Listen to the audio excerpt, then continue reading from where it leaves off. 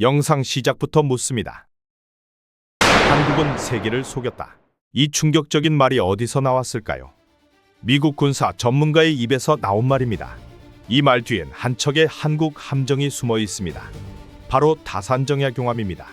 겉으로 보기엔 평범한 이지스 구축함이지만 속을 들여다보면 순양함에 견줄 괴물이 숨어 있다는 평가가 나옵니다. 그렇다면 도대체 무엇이 왜 그들을 이토록 놀라게 했을까요?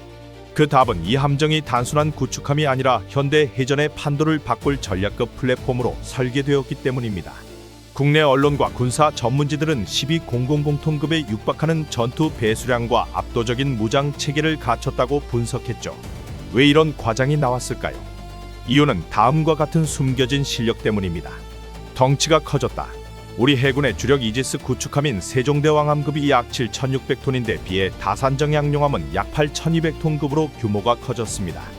전문가들은 만재 배수량 기준으로는 10,000톤을 넘을 가능성까지 거론된다. 며 미국의 알레이버크급 구축함과도 비교하고 있습니다.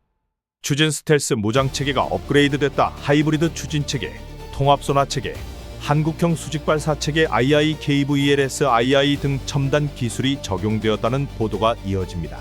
단순 방어함이 아니라 능동 공격과 탐지가 가능한 스마트함, 단순히 들어와서 막는 수준이 아니라 적의 핵미사일 잠수함까지 감지하고 대응 가능한 체계를 구축하고 있다는 점이 세계를 놀라게 했습니다. 따라서 한국은 세계를 속였다 라는 말은 겉보기엔 일반적인 구축함이지만 그 실속은 전략급 무기 플랫폼이었고 이를 세계가 과소평가했다고 표현한 것입니다. 이제부터 우리는 왜 이 함정이 그렇게 평가받는지를, 그 비밀들을 한 단계씩 파헤쳐 보겠습니다. 먼저 겉모습부터 짚어보겠습니다. 다산정야경함은 길이 약 170m, 폭 약 21m의 경하배수량 약 8200톤급으로 공개되어 있습니다. 최대 속력은 약 30노트, 시속 약 55km로 제시되고 있습니다. 이 수치만 보면 그냥 규모가 커진 구축함이구나라고 여길 수도 있지만 실제로는 다음과 같은 의미가 숨어 있습니다. 길이와 폭이 커졌다는 것은 그만큼 함정 내부 공간이 많아졌고 따라서 더 많은 무장 탐지 장비, 승조원 공간, 전투실이 마련될 수 있다는 뜻입니다. 경하 배수량 8200톤이라는 수치는 무장 연료 장비를 탑재한 상태 만재 배수량에서는 훨씬 커질 수 있으며 보도에선 만재 배수량이 10,000톤을 넘을 가능성이 언급되기도 했어요. 속력 30노트라는 수치는 구축함 수준의 기동성을 확보하면서도 스텔스 저소음 운항이 가능한 추진체계를 탑재했다는 보도가 있습니다. 즉, 은밀하게 다가갔다가 일시에 돌격할 수 있는 설계입니다. 이 모든 것을 종합하면 다산정야경함은 단순히 크고 빠른 함정이 아니라 거대하면서도 은밀하고 강력한 해상 전투 플랫폼이라는 평가가 나옵니다. 은밀함과 폭발력의 결합. 이제 괴물이라는 수식어가 붙는 이유에 대해 구체적으로 살펴보겠습니다. 은밀함. 다산정야경함은 가스터빈 엔진 4기뿐 아니라 전기 추진체계 하이브리드 일렉트릭 드라이브 2대를 탑재하고 있다는 보도가 있습니다. 전기 추진은 저소음 저진동 운용이 가능하므로 잠수함이나 적 해역의 탐지망을 회피하며 은밀하게 접근할 수 있다는 의미가 됩니다. 해상 전투에서 적에게 들키지 않고 다가갈 수 있는 능력은 곧 생존성과 선제 타격 능력을 대폭 높입니다. 폭발력. 전투 시작과 동시에 가스터빈을 풀가동해 최대 속력으로 돌격할 수 있는 구조 설계는 적에게 한치의 여유도 주지 않는다는 전술적 위력으로 작용합니다. 더 나아가 통합 이지스 전투체계 이저스 컴뱃 시스템의 최신형이 탑재되어 있어 수백 개의 표적을 동시 추적, 판단, 요격할 수 있다는 점이 확인됩니다. 또한 수직발사체계 KVLS-II는 단순 미사일 발사만이 아니라 앞으로 극초음 송무기 무인수상 수중 플랫폼까지 장착 가능하도록 설계되었다는 분석까지 나오고 있습니다. 공식 확인된 것은 아니지만 군사 전문지는 이 가능성을 언급합니다. 이 조합, 저소음 접근, 고속 돌격, 지능형 전투체계, 이 바로 괴물이라 불리는 핵심입니다. 한국형 해양 전력의 새로운 기준. 이제 스펙을 넘어 실제 전투체계와 무장에 대해 살펴보겠습니다. 다산정야경함은 최신형 이지스 전투체계를 탑재해 탐지, 추정, 요격이 가능한 함선의 뇌 역할을 합니다.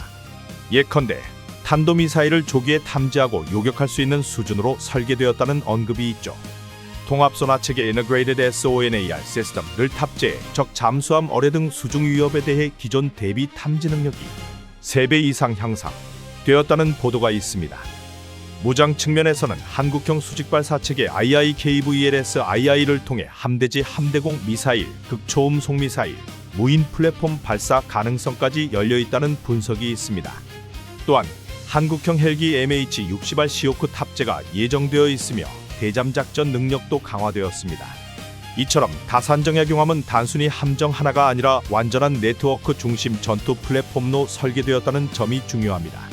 즉, 해상에서 정찰 접촉 타격으로 이어지는 전 과정을 단독으로 혹은 연합으로 수행할 수 있는 역량을 갖추게 되었다는 뜻이죠. 전략적 의미와 세계 해상 전력 지형의 변화. 마지막으로 이 함정이 왜 단순한 무기 하나가 아닌 전략적 사건인지를 살펴보겠습니다. 한국 해군은 과거 연안해군 위주로 역할이 제한돼 있었습니다. 하지만 다산정약용함은 기동함 대사령부 배치로 대양해군 블루워터 네이비으로의 전환을 상징합니다.